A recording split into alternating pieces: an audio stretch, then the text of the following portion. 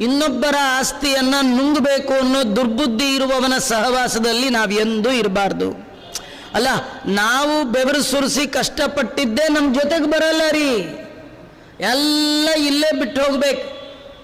ಹೋಗುವಾಗ ಯಾರು ಏನು ತೊಗೊಂಡು ಹೋಗಂಗಿಲ್ಲ. ಯಾಕಂದರೆ ಬರುವಾಗ ತಂದಿಲ್ಲ ರೀ. ಬರುವಾಗ ತಂದಿಲ್ಲದೆ ಇದ್ಮೇಲೆ ಹೋಗುವಾಗ ಹೇಗೆ ತೊಗೊಂಡು ಹೋಗೋದು?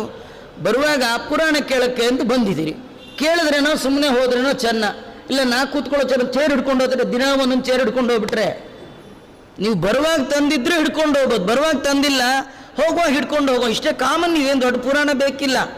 ನಾವು ಬರುವಾಗ ಯಾರು ಏನು ತಂದಿಲ್ಲ, ಹೋಗುವಾಗ ಏನು ತೊಗೊಂಡು ಹೋಗಲ್ಲ. ಅದಕ್ಕೋಸ್ಕರ ದೇರ್ ಫೋರ್ ಇದ್ದಾಗ ಯಾವುದನ್ನು ನಂದು ಅಂತ ಅನ್ಬೇಡಿ.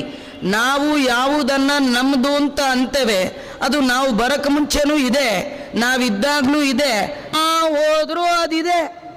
ಅದು ನಿಮ್ಮದು ಅಂತ ಎಲ್ಲ ಅದರ ಮೇಲೆ